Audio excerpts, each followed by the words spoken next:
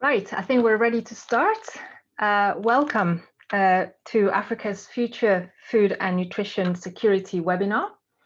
My name is Caroline Orfila. I'm your coach. I'm a chair for today. I'm a professor of plant biochemistry and nutrition at the University of Leeds, and I'm a member of the academic AFRICAP project. I'm a member of the AFRICAP project. I'm interested in how various crops contribute to food and nutrition security. And before we start, I want to give you a brief introduction into the AFRICAP project.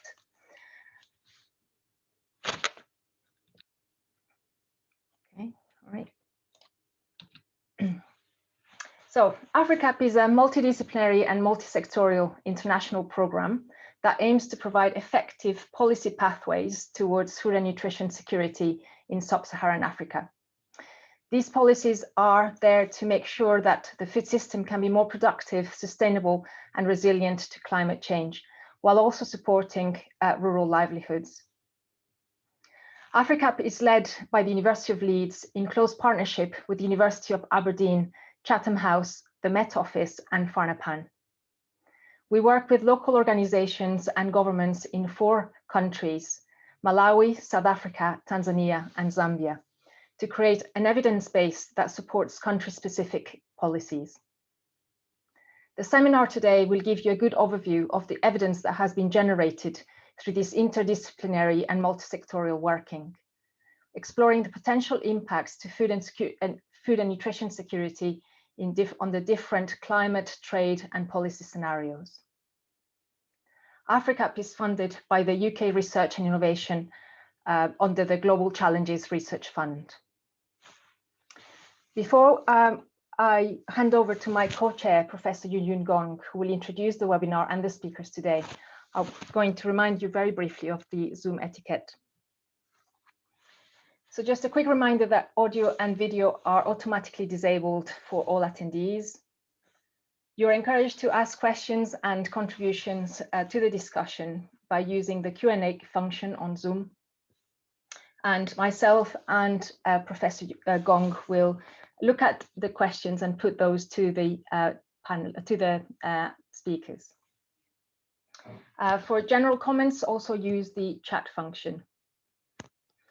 You are being reminded that the session is being recorded, and if you have any questions or concerns, please email contact@africat.info.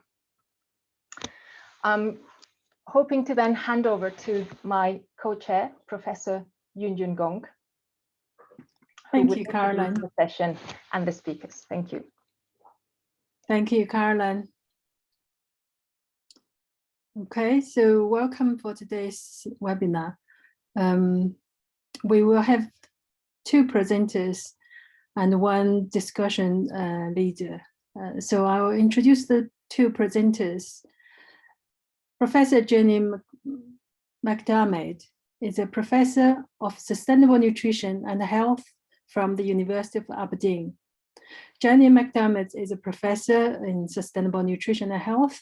Her expertise is in the nutrition, health, and environmentally sustainability within the food system.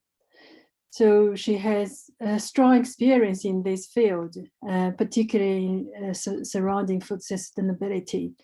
For the AFRICAP, GCRF-AFRICAP project, she leads the work on nutrition security and the climate smart development pathway theme.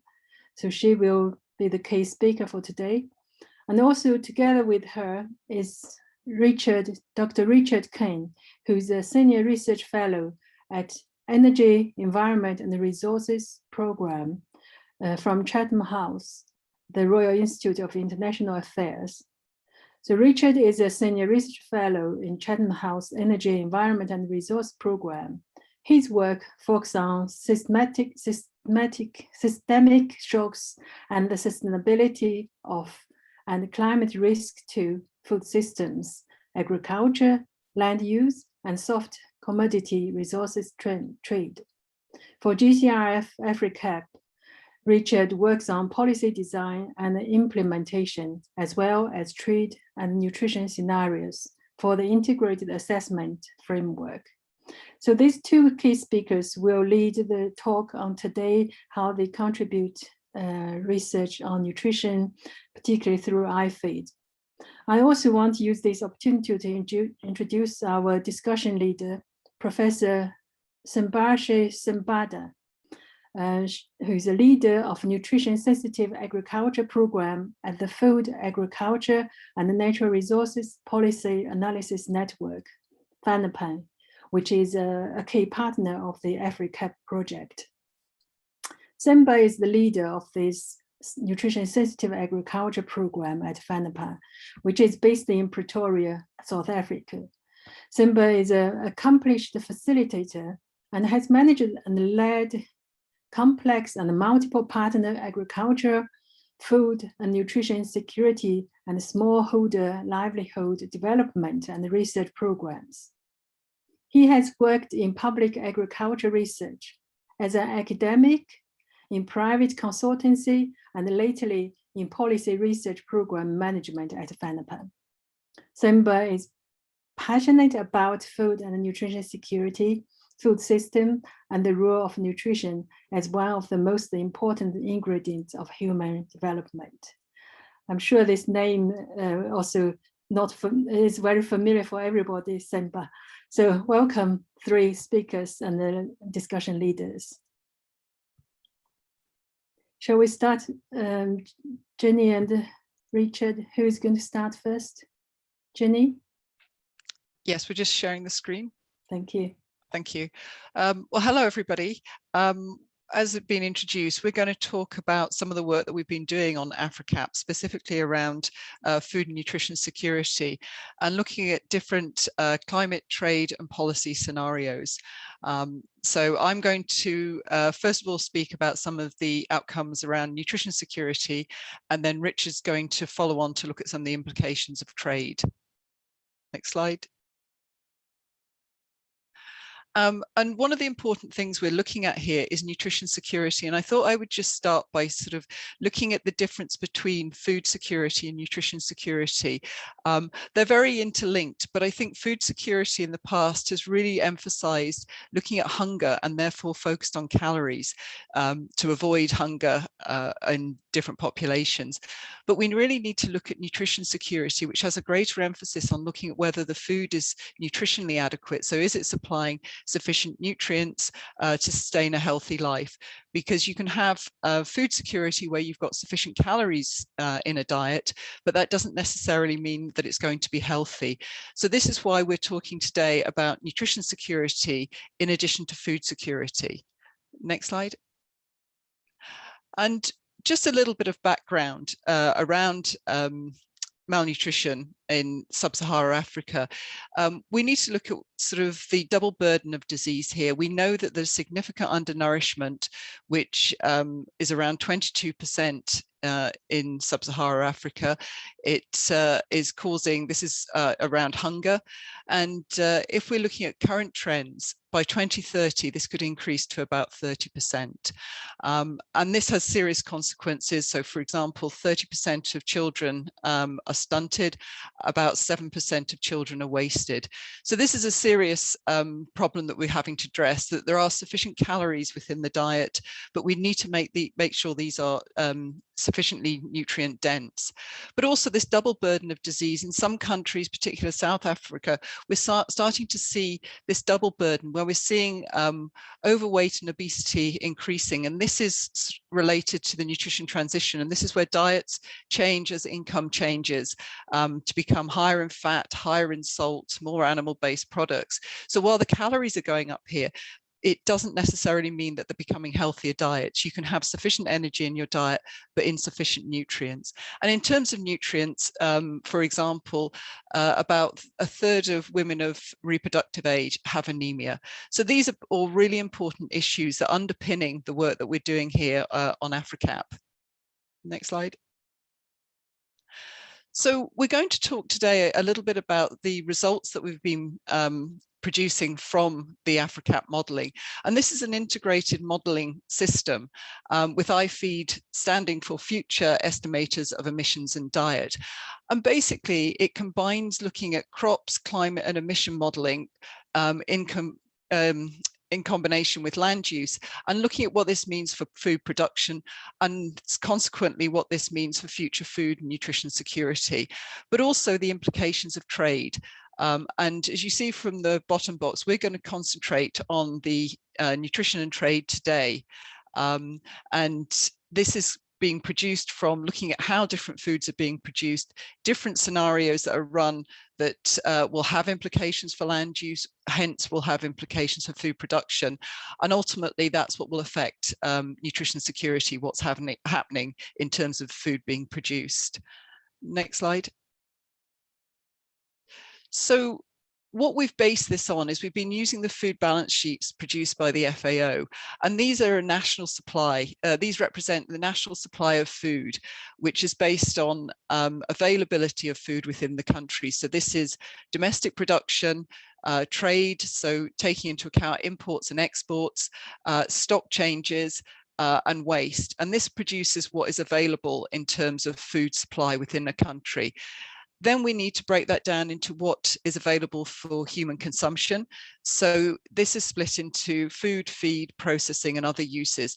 So what we've done is extracted the figures that represent the food that is available for human consumption in each of the 4 different countries.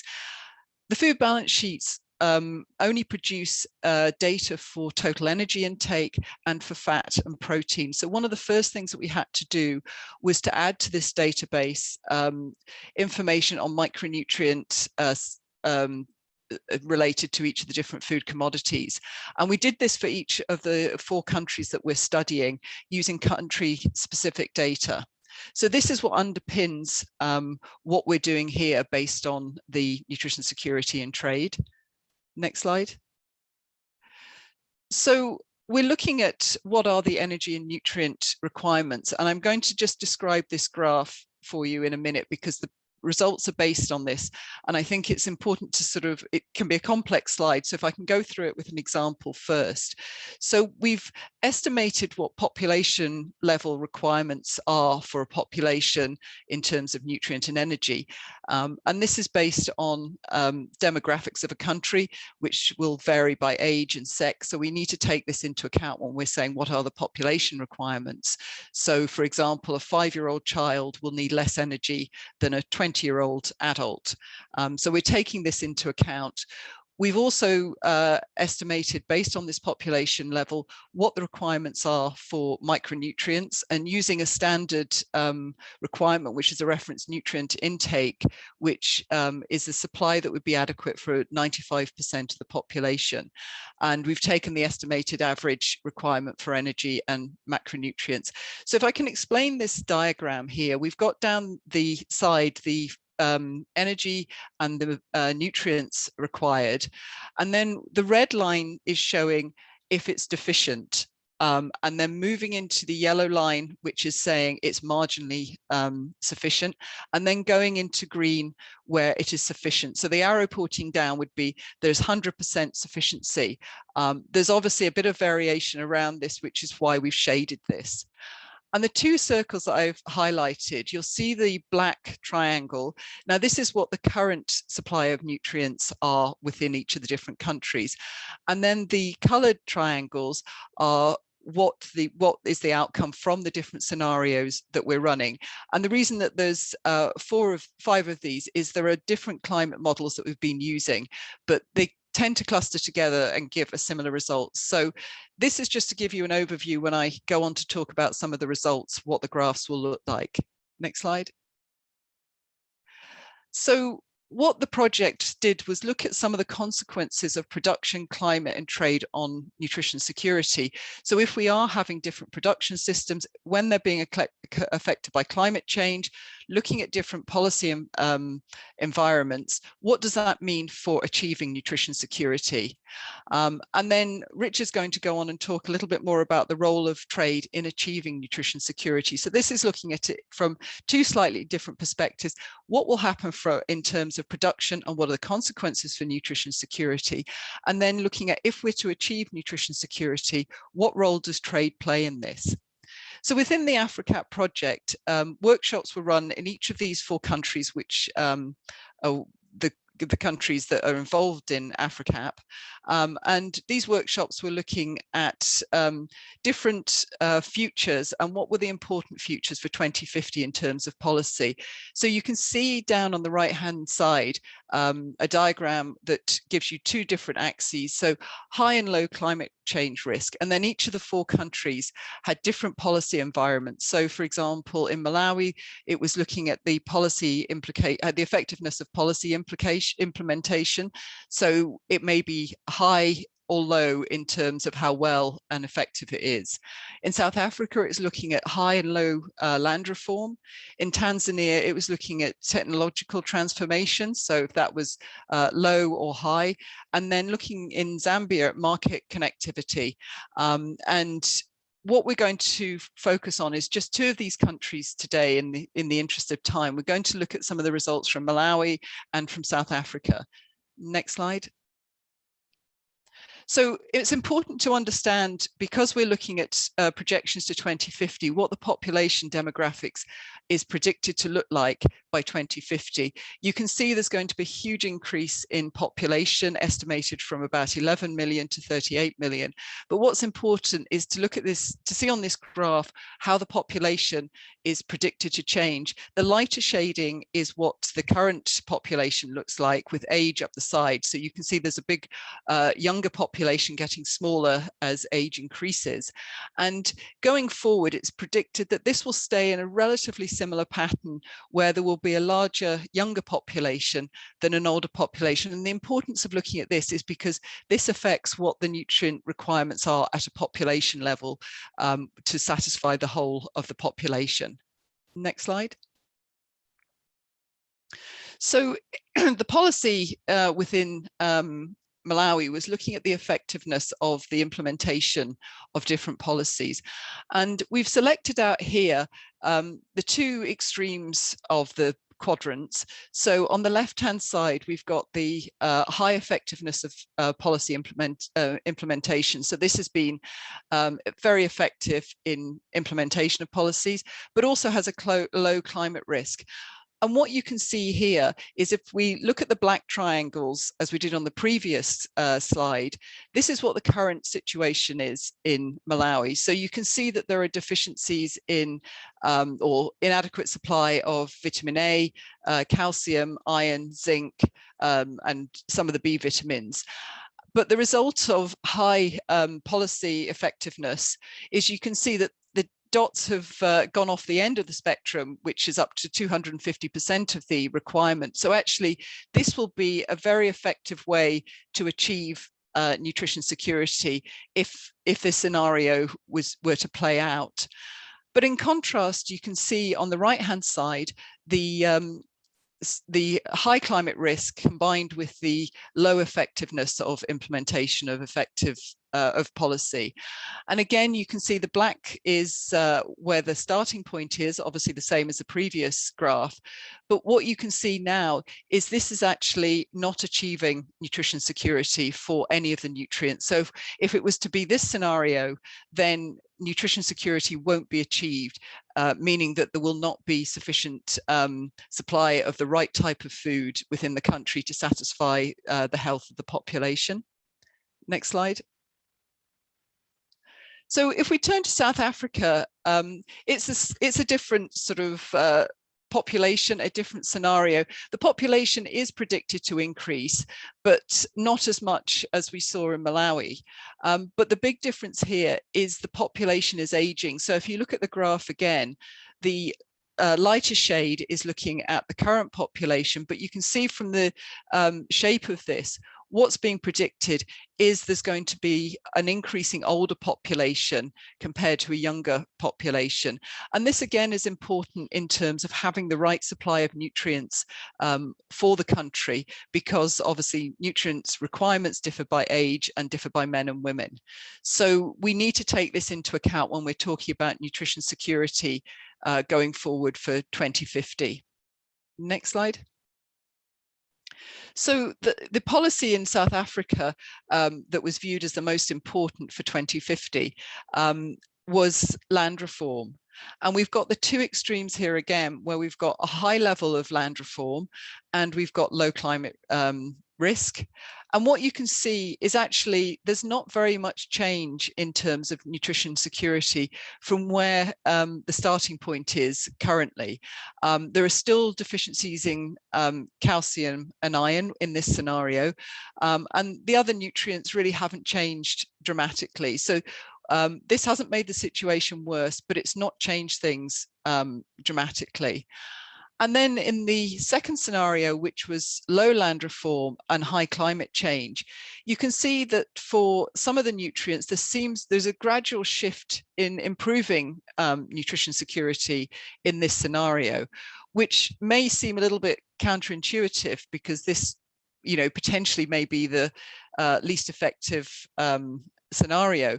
But what happened here was, as well as putting in the data that we have already for the modeling, we had workshops based on expert judgment in terms of what might happen in this scenario. And in the high climate scenario, it was suggested that there would need to be more irrigation to adapt to high climate change. So there would be more irrigation, there would be greater crop diversity and consequently greater production. And this is why in this particular scenario, we're seeing that nutrition security in terms of the supply of nutrients is increasing slightly, but again, we're still not meeting those targets for calcium and iron. And so this will be really important going forward in terms of thinking about what foods should be in the food supply chain to ensure that we can achieve nutrition security, because you'll see from both these diagrams, for the very top level, energy is sufficient in both of these scenarios. It's beyond the 100% line, but we've got nutrient deficiencies. So this is just re-emphasizing the reason to look at nutrition security and not just food security. Next slide. And one of the other things that we've been looking at is climate extremes. And this is work that's been done by the Met Office, and looking at the implications for maize production. And this is just an example for South Africa. And there's various diagrams here. The first one with the black lines on is just showing what has been observed in terms of changes in precipitation over a period from the 1980s to about 2016, and you can see that there's some variation in terms of the climate modeling. And what they've done also here is to show that the models that they've produced do replicate this, so they've got some confidence within their models. But the extremes are important in terms of what could be produced and when may not be able to be produced in the same quantities. And what they've looking at is the probability of high or low temperature events in these maize regions in South Africa is high. So it is estimated that the increase of high temperatures could be increased by 4%, 2.8% in regions where, in the region where temperatures will be below record temperatures. But the change in precipitation, the probability of this is less than the changes in temperature. And this obviously has implications for producing maize in the right climates. And the graph up on the top right-hand corner is showing the decline in the chance of cold weather events, which is greater than the increase in the change in high weather events, high temperature events. So overall, what this is suggesting is that these areas in South Africa are going to become marginal in terms of suitability for production. And so as a consequence, there's going to have to be significant adaptations, policies for this adaptation to make food systems that are more resilient in the sort of now and in the long term. So these weather extremes are really important, and this is what the integrated framework is doing, is bringing all these different elements together to try and understand what the implications are for future food and nutrition security. So I'll pass on to Richard now to talk about the trade. Thanks, Jenny. Yes, so everything that Jenny has just presented is based on a trade situation which is business as usual, so a continuation of the same proportion of imports and exports of food supply relative to production that we have in the current day. So what I'm going to do is kind of look at some of the, if we change trade patterns, how some of those nutrition outcomes might vary with that. But before I get into the details, I think just in relation to that last slide of climate extremes, I mean, as Jenny's pointed out, that obviously has implications for the viability of domestic production within the 4 AFRICAP countries, but it also obviously has implications on countries' ability to source food from the rest of the world. So in sort of acute climate shocks, as has been evidenced in sort of the 2007, 2008 food price crisis, same again 2010-11, sort of changes in world breadbasket's ability to supply can obviously have significant impacts on countries' ability to source food, whether that's in terms of absolute availability of food on the world market or just being priced out of the market. So everything that I'm about to say does not really deal with those acute shocks, but I just want to kind of raise the flag now that that's an additional important component when we look at the nutrition outcomes which are contingent on trade, because there will be different risks associated with different levels of trade dependency.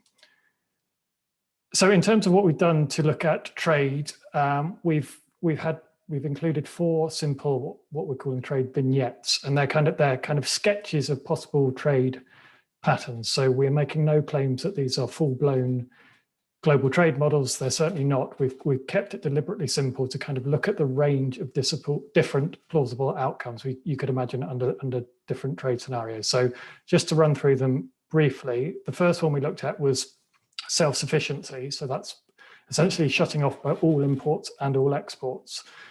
And we do that really to answer the question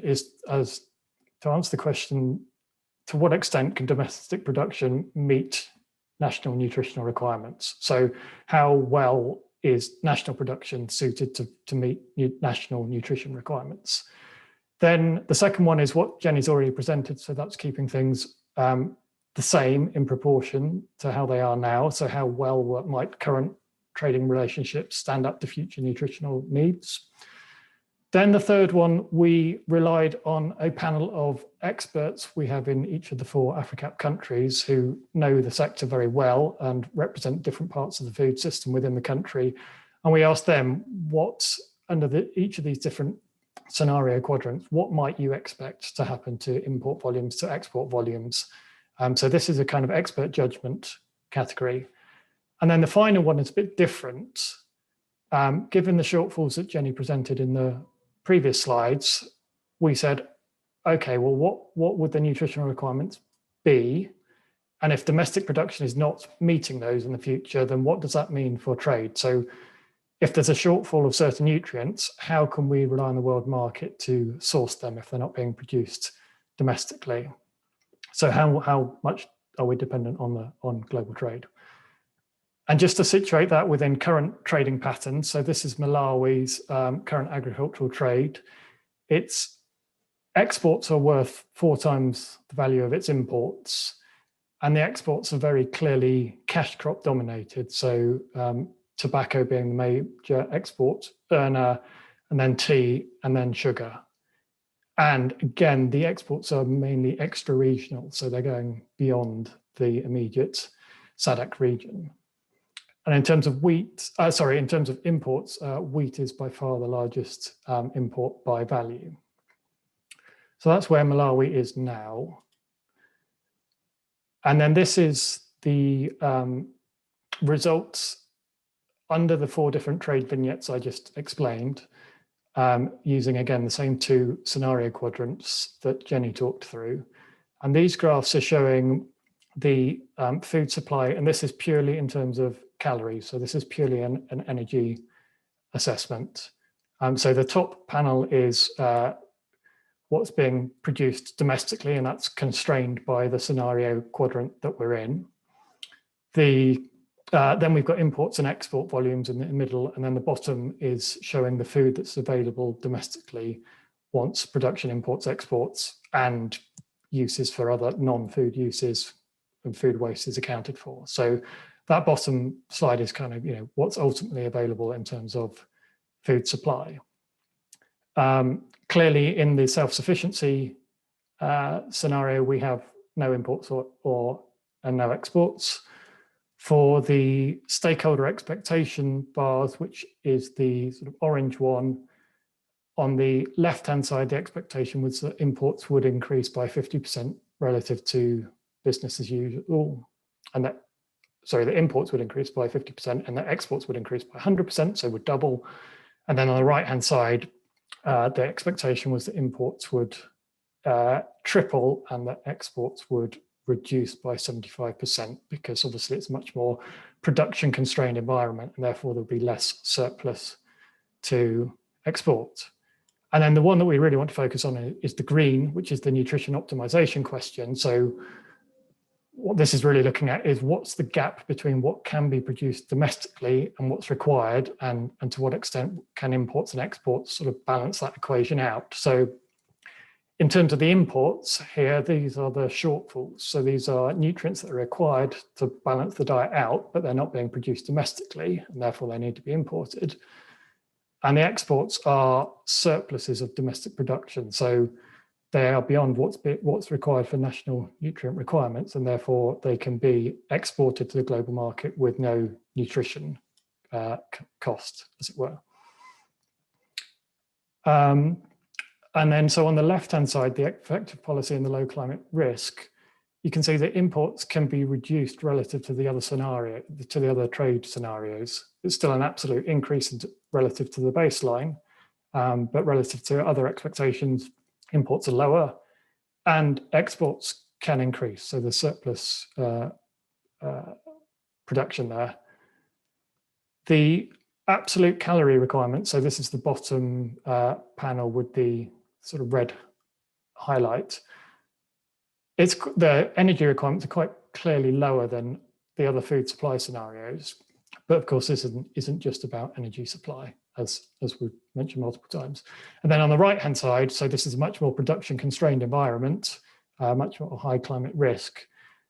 The imports in the green bars in terms of what's required need to be nearly twice what's being produced domestically. There's no surplus available to export, and the energy requirements are much higher than food supply in the other trade scenarios. But of course, energy is not the whole picture, and we need to look at what's happening to nutrients more generally. So this is still expressed in energy terms, but on the left-hand side, we have the food supply in 2000, our baseline, and on the right-hand side, we have what would a nutrition optimized diet look like in 2050. And these are different food types as a proportion of the total energy supply. But in order to hit all of those micronutrient requirements, you can see that on the right-hand side, the nutrition optimized diet is much more diversified. So you can see the proportion of energy that comes from maize, which at the moment is over 50% of the diet, is reduced down to around 30%. That's the bright pink. We also see an increase in pulses in terms of their protein contribution and other micronutrients. And there's also a much larger introduction of vegetables. So that's the red. So you can see if we're optimizing diets in the truest sense, this is much more diversified. And then just to quickly run through a similar pattern for South Africa. So again, South Africa's current exports are around 60% more than their import value. Exports are very heavily horticulture dominated. So they are exporting a lot of sort of nutrient dense crops to the global market. Again, typically beyond Africa. And in terms of the import composition, that's mainly wheat and rice at the moment in terms of the contribution to value. And then to go through a similar picture in terms of what the trade patterns look like under different, the sort of two extreme scenario quadrants. In terms of the high land reform and low climate risk, here the imports in the nutrition optimized scenario, so the green one, that's our kind of target one, they are much more similar to the other scenarios. So the small absolute increase relative to today, but in terms of differentiation from stakeholder expectations and business as usual, that's much smaller. There's still capacity to increase the exports. So there's a nutrient surplus being produced, and the energy requirements are much lower than the other scenarios. So we don't actually need to be consuming as much food as much energy as currently being supplied. And then on the right-hand side, imports remain a small fraction of the domestic production in the nutrition optimized scenario, the green scenario, and much less than the other trade scenarios. Again, there's a large energy surplus, so there's capacity to increase exports. And this time around, the energy requirement is much lower than, well, it is again much lower than the other trade scenarios. But again, this is not just about energy supply. So if you look at the full nutrient composition, again, you can see a much more colourful wheel on the right than you can on the left, which suggests a much more diversified diet. So here, and you can see on the right, actually the energy supply is reduced relative to the current supply. So the current energy supply is way in excess of actual requirements. So it's less about balancing out the energy supply and more about balancing out the nutrients. Again, you can see a reduction in maize, not to the same extent, but from around 1/3 to around 1/5. You also see increase in milk, a reduction in the red meat supply, and an increase in barley, soybeans, and vegetables, and again, making important contributions to many of the micronutrients being supplied. So out of all of that, just to distill it down into a few key messages from across the board, both what I've presented and what Jenny's presented. To achieve nutrition security over and above food security, there's clearly a need to diversify the diet. There is some potential to address nutrient deficiencies domestically through crop production. But for certain micronutrients, in particular iron and calcium, domestic production looks relatively constrained by the future policy and climate environments. But really a signal that domestic food production needs to be not only climate resilient and high yield, but it also needs to be focusing on nutrient density. But in most cases, that can't be achieved domestically alone. So there's a need for trades to make a contribution to achieve that nutrition security. And the way we've presented it is that any shortfalls need to be imported and any surpluses can be exported. But of course, there's wiggle room in there to change within the climate constraints. There are certain abilities to change what's being produced domestically. So in our modelling, we don't kind of include that feedback loop. But I think that's an open question as to, with this knowledge, how much can we still achieve resilient agriculture, but actually focus more on provision of domestic nutrient security through domestic production versus export earnings. So what's the right balance between nutrition supply domestically and agricultural export earnings, which may offer other routes to nutrition security? And basically all of this requires a very holistic approach to achieving positive outcomes across multiple policy areas. So we can't just afford to focus on agriculture. We need to look at trade policy as well. We need to focus on nutrition policy. We need to focus on climate policy, economics, et cetera, and kind of achieving that alignment across all of these different policy scenarios is sort of one of the key messages which is coming out of the whole AFRICAP project. And so kind of by putting these issues on the table and by looking at how these issues relate to one another, that's part of what we're trying to achieve through the project. And just final point, again, everything that we've presented is kind of long run averages, but as the slide that Jenny presented, there's clear need for risk assessments to factor in acute supply shocks as well. So I will leave it there and turn back to our chairs. Thanks. Thank you, Jenny and Richard, for the excellent talk. Before we get into Simba for addressing the questions, I saw some questions in the chat. So we will share the slides and the recording after the webinar, a few days after this, to all the attendees. And please use Q&A to put your questions on. We'll address these questions after Simba's talk. Also, just to say again, this is recorded, so you will have the recording material afterwards. Okay, yeah. Caroline? So now we invite Simba to respond to the presentation. Thank you. Thank you very much to Jenny and Richard for putting the groundwork for my responses. I think they've covered the ground very well. But just to get back, I saw a question earlier on about the definition of food security by FAO, which yeah, I very much subscribe to. But the reality on the ground is that our governments particularly have tended to take food security in a narrow sense, which really is looking at the caloric side of things. And I think the presentation has shown that we need obviously to address both hunger, which is largely SDG 1, and of course nutrition. And we can't talk of either or, it has to be both. And we want to see our countries moving away from the focus on caloric security and focus on food and nutrition security, which really means that we're focusing more on nutritious food and not just food. So that's an important, take-home point, which I very much subscribe to. And we've seen examples, for instance, this year, we've seen countries recording what they consider is,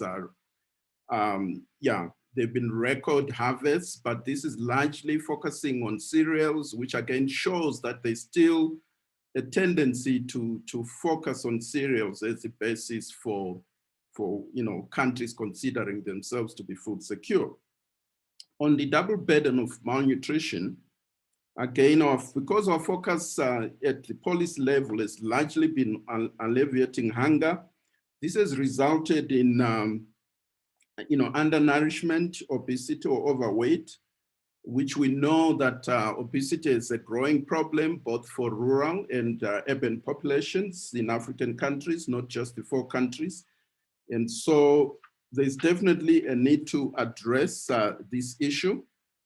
And we've also seen that there's been a tendency for most countries to push supplementation to address micronutrients deficiencies instead of promoting diverse and nutritious food production and consumption, especially consumption of fruits and vegetables, which, as we saw in the optimized nutrition diagram, we saw a greater diversity and increased production of those more nutritious foods. Now, just turning to trade briefly, how can trade fill the gap in local production? I think that's the question that, one of the questions that Richard was addressing. So far, trade has not paid too much attention to nutrition. Focus has mainly been on calories to meet deficits in cereals or staples, and as well as non-perishable non-staples, which are high in salt and sugar, and of course, leading to, as we have seen, the growth of the supermarket culture. So a lot of the trade, because of the poor cold chain development in African countries, tends to focus on products that are non-perishable, and in most cases, these are either highly processed and are not likely to address the micronutrient deficiencies as we have seen, because that's the area that we need to see in terms of policies that governments would focus on. So can government policy promote more trade in nutritious commodities? That's really a question. Are governments prepared to invest in that?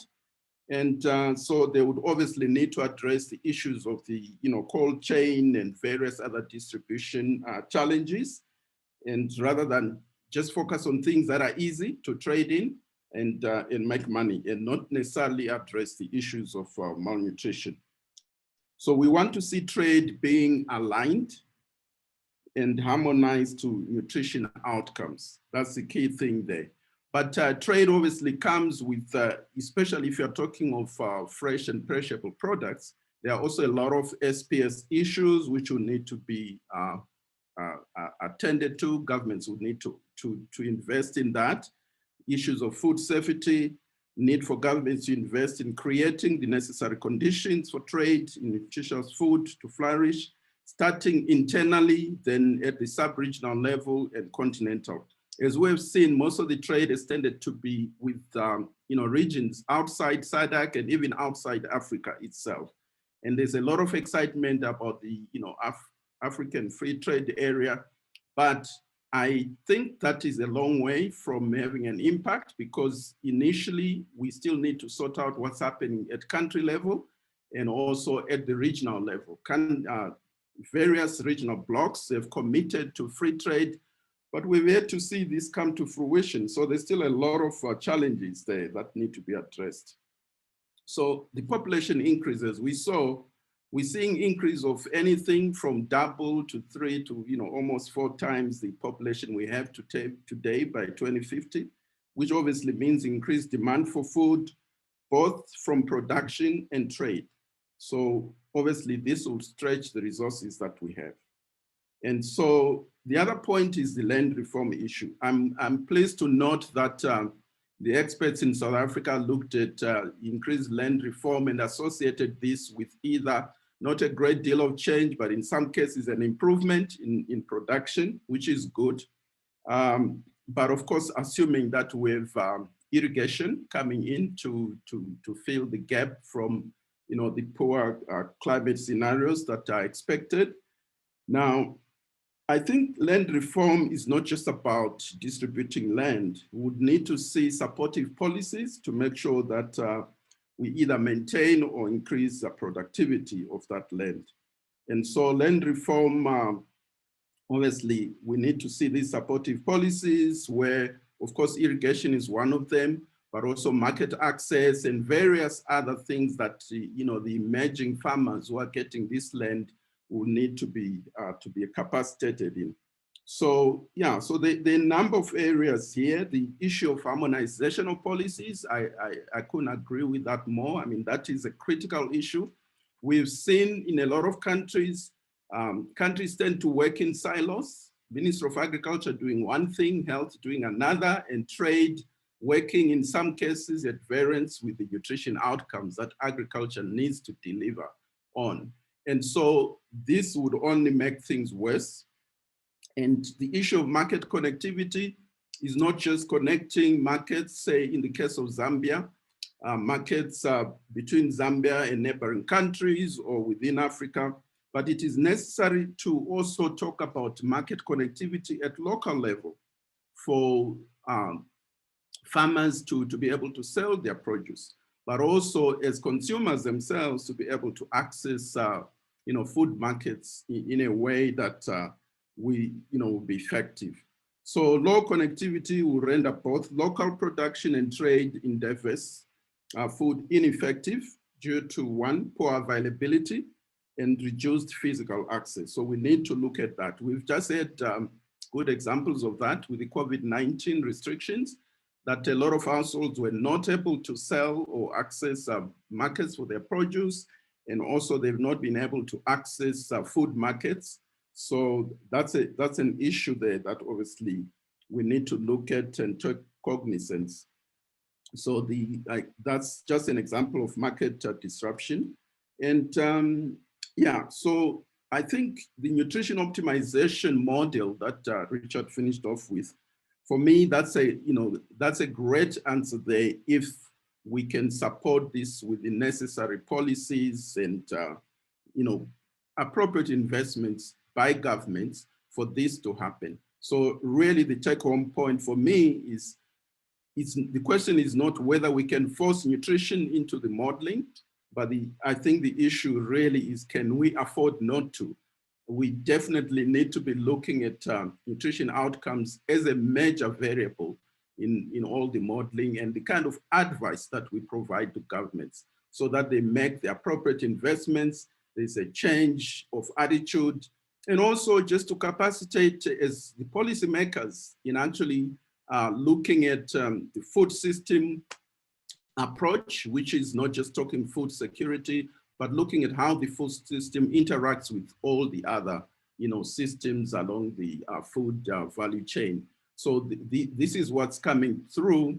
And I think even in the UN Food Systems Summit dialogues and discussions, this whole concept of food systems and the interconnectedness of the various policy areas, that's the way to go in future. So we don't want to look at simplistic modeling. Yes, it's good to split things so you can see how each variable works, but ultimately we need something that's going to respond to the real world that we live in. Thank you very much. Thank you, Simba, for the excellent addressing these questions. And I'm not sure now, is it Jenny and Richard to respond, or now we go to the question session? Caroline, do you?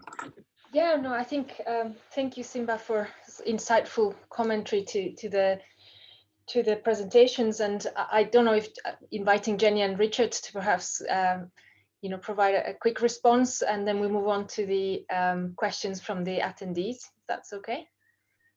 If you have any comments about Simba's response address to you. Well, if I can just start off, I think we've obviously produced some modelling here, and the next stage is what happens on the ground. And I think that's really important. And your point is absolutely critical to say that departments work in silos. I think that's the same in many, many countries. And one of the key things is it possible to, and how can we get different departments, so agriculture, health, nutrition, trade, looking at these major problems together. And I think that will be a challenge, but I think it's something that really needs to happen to make sure that agriculture really is linked through to human health.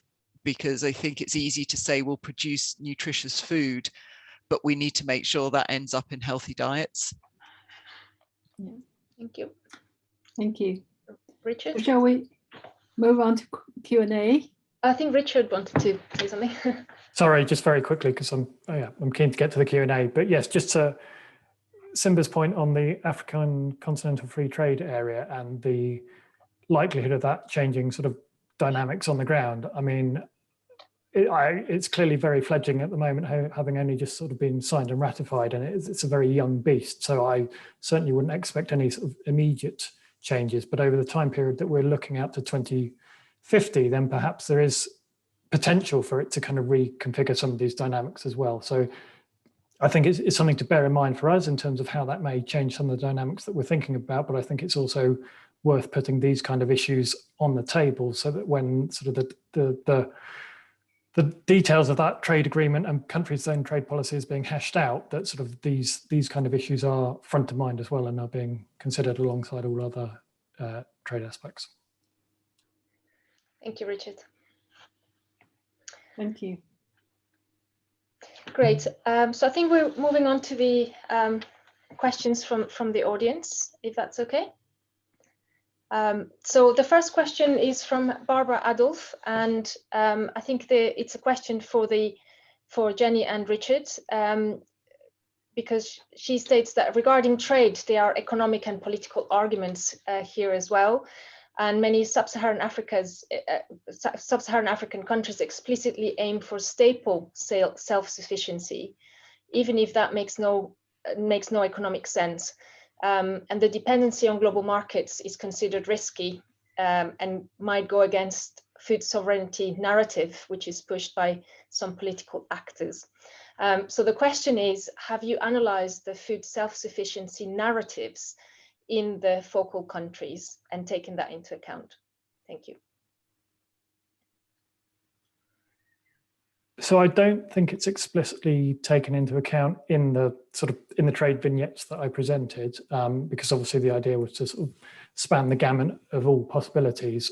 Obviously that the self-sufficiency one that I presented is very simplistic. It's sort of shut off your borders, it's no imports, no exports, whereas the reality is that certainly there will be political imperatives to be more self-sufficient in some crops than others. And I think perhaps what we have seen is that imperative is a bit too strongly oriented towards some staples, and hence the lack of diversity in the diet. So I mean, one country we didn't present is Zambia, and there's a very strong policy now coming in terms of diversification. So I think these are things that need to be factored in, but in terms of what's best, in terms of the right balance between domestic production and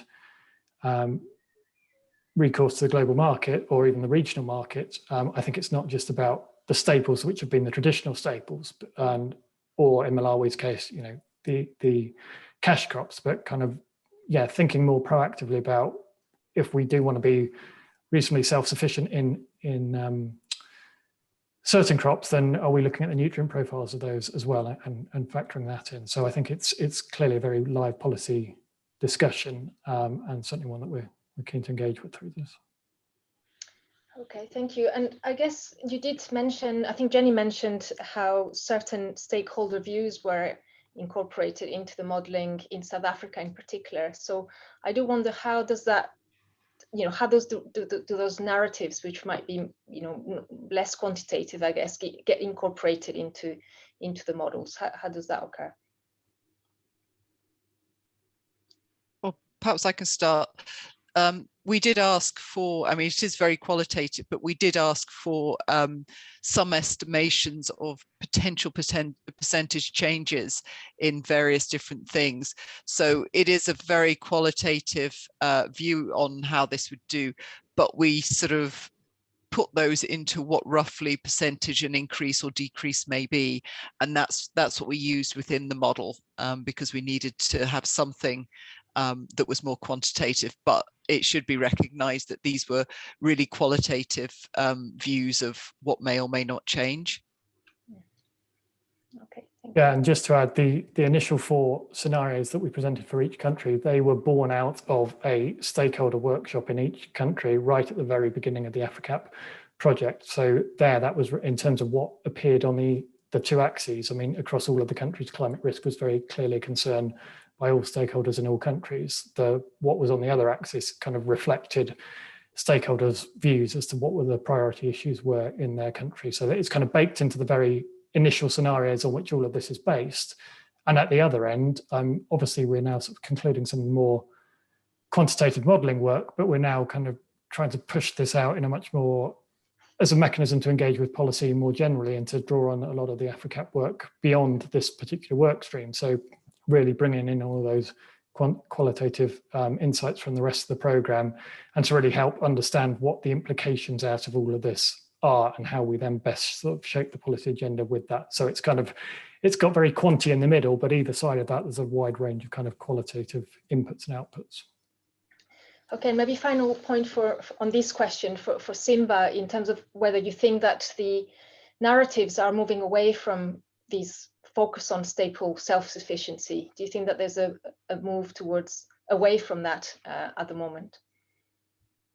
I don't think the evidence on the ground would necessarily support that. It's still early days. There was a question about the food sovereignty and how countries view self-sufficiency. I think what you have is kind of like a 2-tier at the minimum sort of approach, where countries would want to be self-sufficient in staples, and they kind of are a bit more liberal when it comes to trade in non-staples. So, which in a sense might be a good entry point, in the sense that we can have countries supporting trade in the more nutritious food, supplementing the local production. I can understand why countries would want to make sure that they're self-sufficient, say in maize, which is a major staple in this part of the world. And that's largely because if you go back to 2007, 2008, when countries were short of food and prices were high, it takes the logistics of moving food, even if trade was open and you had the money, such that you will not have the caloric food security, so to speak, because you can't move the grain fast enough. The logistics, what we found was that countries found it very difficult, especially the landlocked countries that have to move, grain either by rail or road transport.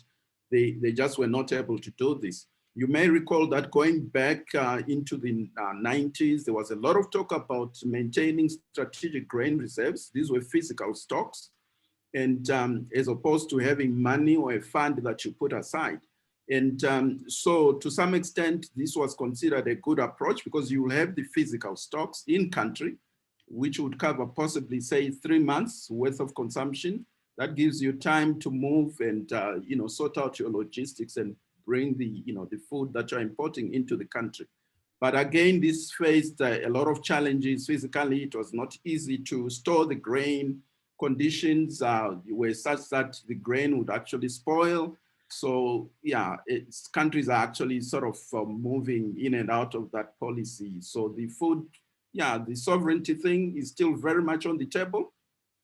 And so, however, I think as Africa opens up to free trade and possibly we can see some change happening and loosening on the sovereignty issue, but I think it's a long way off.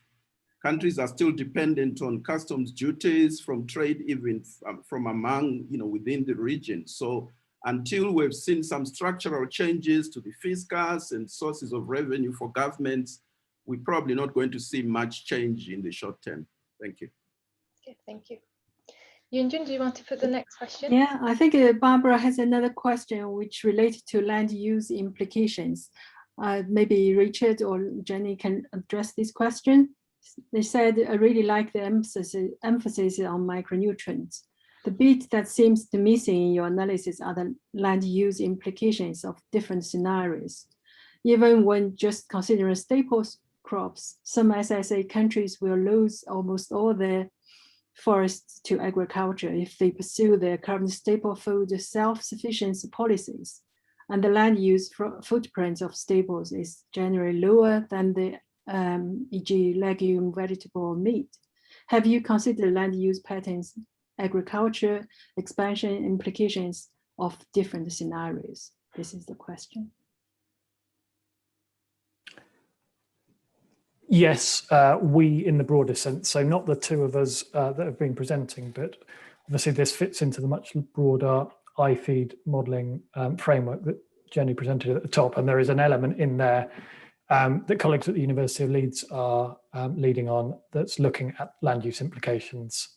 So among the issues that they're considering is the degree of diversification in terms of different land use types, what the potential mix of or expansion of pasture and livestock being fed on pasture lands are, what some of the implications of agricultural expansion are in the broader sense, and looking at sort of the balance between irrigation and rain-fed areas. So there were, I mean, I'm certainly not the expert on this, but there were certain constraints put on that, on the amount that agricultural land could expand. So it couldn't expand into particularly sensitive areas, for example. So yes, it's in there. But yeah, beyond that, I'm probably not best placed to talk in detail as to exactly what that looks like. Thank you. The following question, again, by Barbara, is that how comes that in the nutritious diets, meat has completely disappeared? I guess this is in your optimized nutrition model. Jenny, yeah. Well, if I can explain what we did with the optimization for the optimized diet, was we looked at how can we achieve this with minimum change to the current diet. And so we weren't letting things change completely, because what we were wanting to do is, within reason, keep it as realistic as we can. So you weren't talking about a hugely radical change to diet. So obviously maize was still included because that's an important part of the diet. But within this process, it didn't come up as one of the foods that were essential in the diet, because you were able to achieve your nutrients from the list of foods that were created. And I appreciate that there's certain nutrients such as iron and zinc, which aren't as bioavailable in plant-based foods as they are in products, but we did take this into account. So the iron requirement and the zinc requirement were much higher than if they had been based on a meat-based diet. So in terms of what we optimized, we could optimize on many different things. So if, for example, we said we do want to include meat here, we could include some, and then it would rejig the other foods, the quantities, to make sure we meet nutrition security. So it wasn't a deliberate process to say we were going to take meat out. We were running it to say, well, how can we achieve this with minimum change? And that was just one of the changes that occurred within this. But as I say, if a solution was that wanted to be more meat in the diet, that could be included at the expense of changing something else to ensure that all the micronutrients were being achieved in the diet. Okay, Very thank you. good. I wonder whether Simba has any thoughts on this, because I was thinking about how achievable this optimization could be and what is an uncertainty there. That goes with this question. Simba, do you want? Yeah, I think there are various other issues to consider here. And this includes the issue of preference, as well as, cultural sort of norms where food is concerned. So obviously, these are all sort of nuanced type of variables, which are in a lot of cases very difficult to put into a model. But perhaps, later generation models could ask those kind of questions to see to what extent. We know that animal source foods are, obviously important sources of nutrients, but Sorry, the connection seems. Yeah, I think we'll come back to Simba. I think he might have lost connection. So we'll come back to Simba when he's able to rejoin.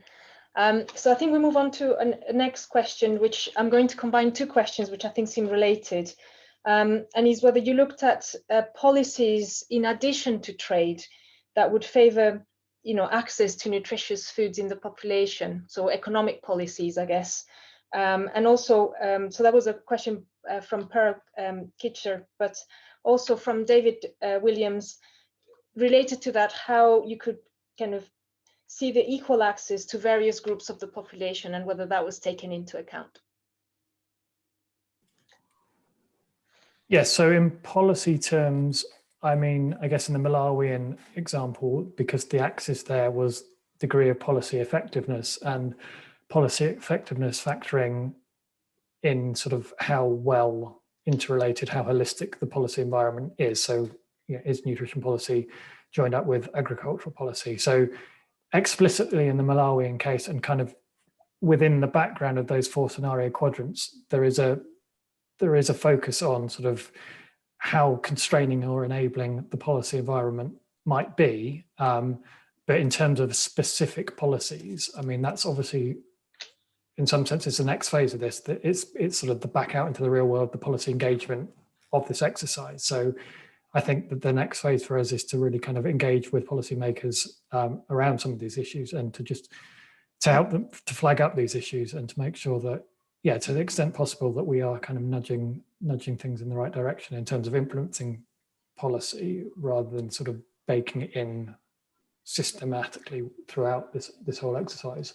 And then just in terms of the domestic distribution of nutrients, I mean, no, this is very much a population level exercise. So we are looking at the country level. So, at the population level. So they are individual requirements, but kind of assuming equal distribution within the country. So obviously factoring in the different demographics, and that changing age structures, changing population structures will have changing nutrition requirements, but it doesn't look at sort of things like inequitable access to food within each country. So that's obviously a next step, which is beyond the scope of this exercise, but very clearly a focus of the broader AFRICAP project.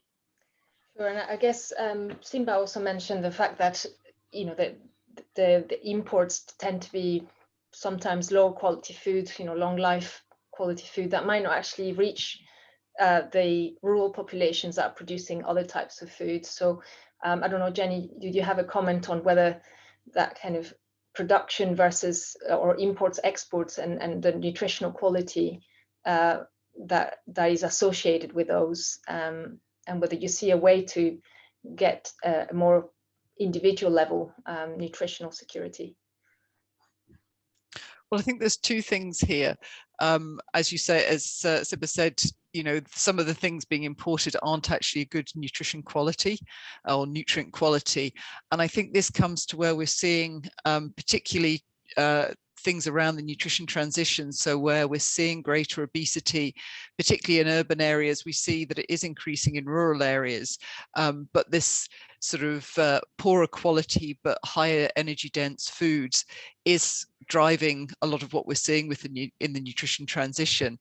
But in terms of it getting what type of food is getting more equally distributed across the country is going to be important. As Richard said, these are based at population level, and the next step would be looking at how this gets distributed, or how could this get distributed across the country. And there's going to be a balance between what can be produced, which may be more nutrient dense within countries, but also looking at what is being imported, if it is less nutrient dense, and where this is going. And then maybe need to sort of look within nutrition policies to actually go beyond, as I think we've all agreed, nutrition security. So there may be very energy dense products coming into the country, but actually they may be very poor nutritional quality. And this is something that we really need to be sure that it doesn't fuel the increase in obesity and associated diseases by just having imports which are going to be nutritionally poor but high energy dense. Mm-hmm. Okay, thank you. I think there are other two questions also linked to this previous question. One is about culture. How does local culture affect the food and nutrition security in Africa? How does culture provide a core to ensuring food and nutrition security in Africa?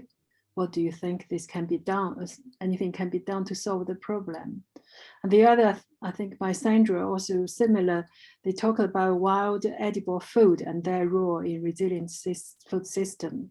So it seems this is also an important issue. Consider wild vegetable, wild insect and fruits. How do you locate the debate in your study? So I think there's also, yes, quite a local market, local production related.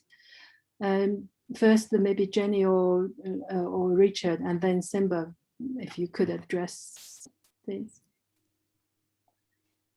Well, I could just quickly start. I mean, the culture is important to take into account, but I think also being aware that cultures aren't static. So as things change, cultures can change. So tradition will be what people used to do, but it's whether or not the idea is to stay with that, or to look at cultures that are potentially changing. And just going back to my previous point, we are seeing cultures changing in a preference for higher energy dense foods, particularly those which are imported, which, you know, potentially can have a status around them by being seen to be able to afford these. But taking the cultural elements of this and taking it forward. I mean, this is what we tried to do with the optimization of the diets, where we were looking at minimizing the change that would be needed within these diets to try and keep some element of what the current diet culturally is. Going forward, it could be, as Simba suggested, you could look at, well, what would be other diets that would be preferable, would be sort of culturally acceptable, keeping in maybe some key foods that people would particularly like to keep in their diets, and we could look to see what would that look like in terms of nutrition security. And on the point about wild edible foods, then they obviously play a big part in the diet. We haven't necessarily included all of this in what we're doing, but it is something that we've got to be mindful of in terms of future nutrition security. Simba, do you want to add to that? Yeah, thanks, Jenny. Yeah, sorry for the earlier hiccup. I got cut off there. But yeah, I think the cultural dimension, as you say, is very dynamic. I think in this part of the world, if you go back, maybe I remember even as a young person, we used to grow a lot of pearl millet and sorghum, but these have since disappeared, largely because of convenience in terms of how you handle those foods and the processing side. So we've seen that some people now call these nutri-cereals, that is sorghum, millets, and others. But they're still not the mainstream in terms of value chains. So there will need to be quite a large investment in them to bring them to the same level as maize and wheat.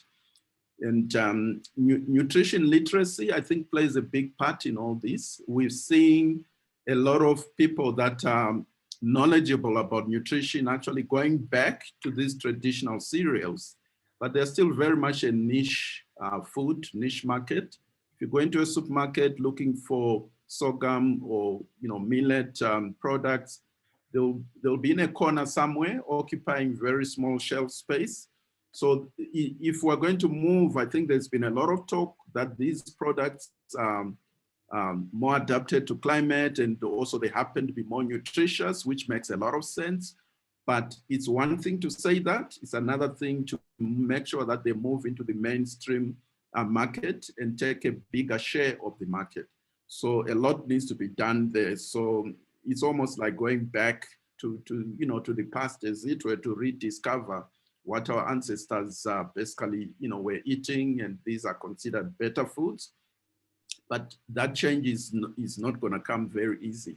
And also this whole thing about the food being associated with certain stigmas. Yes, I understand about the wild fruits and all that, but these tend to be considered as the poor person's food, the kind of food you eat when you're in dire straits. So unless you can make that sort of, raise the profile of those foods, they're going to still remain as a substitute for food aid, or if food aid can't get to you, you go into the bush and you gather some of these, or if you sort of like romantic about it, you go and gather some wild mushrooms, etc. But you're not really dependent on this as your main source of food. So there's so many sort of variables that come into this. Yes, we can want to talk about this, but they're really going to be niche foods. And so we really need to look at how can we popularize these different kinds of foods to an extent that they become a mainstream part of our diets, rather than, just sort of like, niche markets or things that you eat on a special day. Maybe a traditional diet day kind of thing, and not every day. Thank you. Thank you, Simba. I think that answered the question about sorghum and millet as well. So thank you very much. And I do wonder, Simba, whether you think, what needs to happen. You mentioned education, you mentioned, maybe promoting this culturally. But how can this be integrated into policies as well? What evidence do you think policymakers might need to integrate crops such as sorghum, millet, and maybe some of the more traditional crops into agricultural policy or trade policy, if appropriate? I don't know, maybe not. Yeah, I think it's a question of how you manage the transition. I think there's been a lot of discussion within the region among policymakers. They accept the fact that sorghums and millets have better sort of ecology in terms of doing better under climate change conditions. So it would be appropriate to go back to. But that transition means that you need to make sure that there is enough seed available and the rest of the industry to process the products. So what has happened is that a lot of the private companies that sell seed have kind of kept away from sorghums and millets, not because they can't produce the seed, there's just no market for it. And so it's kind of like the demand side needs to be sorted simultaneously as you are looking at the production, primary production and processing issues. So almost like a whole industry sitting together. That's why it's important to have this multi-sector harmonization of policies, because you need to sort out the trade and also sort out the manufacturing side to make sure that it's ready to actually process this, these commodities. But also the consumers at the same time, you need to promote these products for their health benefits, so that, it's a big kind of project. You can't just tackle it in one area and hope that this will deliver. I don't see the problem as being agronomic, but it's more a marketing issue, promotion, and making sure that these foods are more acceptable, and the more people who demand them, I think the production side will respond fairly quickly. Thank you. I think that answers the question from Busani Bafana. So thank you very much for that. We have a few more minutes, and I had one more question, perhaps going back to the land and the South African scenario, where you didn't see much difference between the different scenarios in terms of land reform. So I think Jenny presented those slides, and I wonder if you were surprised by that, or could give a bit more explanation about why you thought there were not that many changes associated with that policy, that land reform policy. Well, I'll start, and then perhaps Richard can come in. But some of the things within those two scenarios were looking at some of the potential things to mitigate the high risk, which came from the expert stakeholder groups. So that's why within the high climate change, low land reform scenario, it looked like nutrition security improved with the high climate risk, because to adapt to that, it was sort of, they made assumptions that there was more irrigation, there was a greater diversity of crops, and there would be increased production.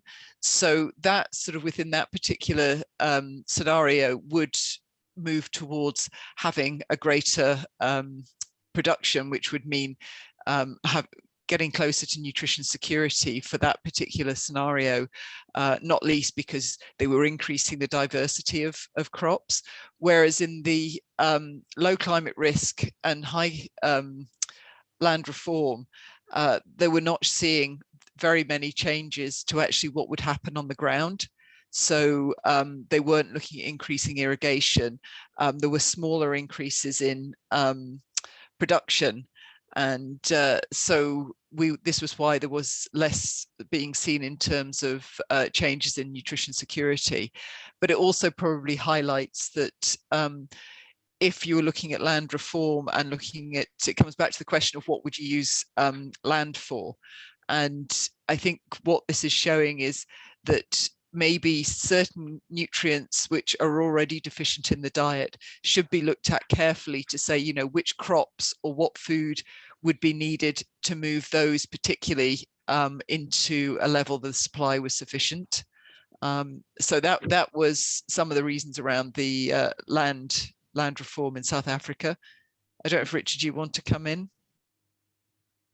Only to say that I don't think it will surprise anyone that land reform of all our sort of our policy axes across the four countries was one of the most knotty and contested. And yes, we presented it on a linear scale, but obviously it could manifest in many different ways. And it's not just the extent of the land reform, but who are the beneficiaries, what is their agency, and how they use that land. So there's an awful lot of issues going on in there, and we are still sort of tweaking our assumptions around what's involved in that. So I think, yeah, going to the extent that we've quantified our existing assumptions, those are the results. But I think this in particular is going to have lots of caveats around it, and we are perhaps going to revisit some of the quantifications assumptions in there. So it's clearly a very contested and knotty issue, and not one that's easy to reduce into a sort of 2x2 matrix. So this of all of the ones is probably the hardest to quantify, and probably has the largest range of plausible outcomes.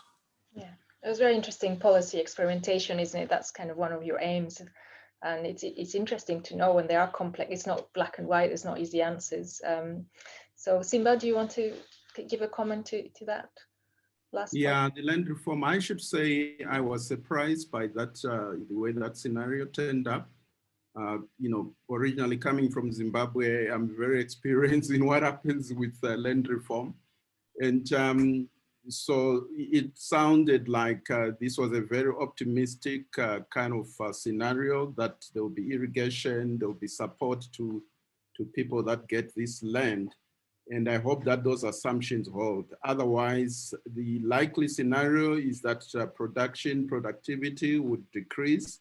And so there could even be a reduction in the caloric food security, not to mention the diversity that one is looking at. So yeah, I think that, as Richard says, there's so many caveats in that kind of discussion. So looking at experiences from elsewhere, hopefully South Africa sounds like they probably learned lessons from other countries, so they are hopefully able to address those and preempt the negative aspects related to land reform.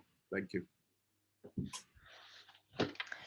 Well, I think there's another question coming up, but we ran out of time, unfortunately.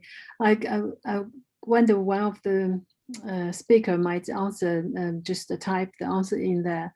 So the question is, it's important to consider how inconsistent the rainfall patterns and the high impact weather events across SSA are affecting food availability and the farmer decision. So please, if you could do a typing, just answer the question. Thank you. Well, that's probably it's our time to wrap up for today's events. Thank you very much for the speakers, Jennie, Richard, and Simba, for your excellent talk and the discussion. I think a lot of the audience was saying this is very insightful, very useful information provided, and also the debates. I think it's very interesting. Yes, thank you very much. And also we thank all the audience for your attending this workshop, this webinar. Hope you find this is anything useful, and it's a good event for AFRICAP as well. So just do we need to find the... No, I think that was as well just to say that there will be future AFRICAP events, so please keep an eye on our social media pages, and the next event is on the 29th of July, so we hope to see you in a month's time. Yeah, and if you want to stay informed about the GCRF-AFRICAP news and events, please join our mailing list, and this is contact@africap.info. Finally, before we go away, I also want to promote a new MOOC course we are working on. It's called Food Safety and Nutrition, a Global Approach to Public Health. This is like a series of the work in line with the AFRICAP program. So we look at how the from global view, food safety, nutrition in relation to public health.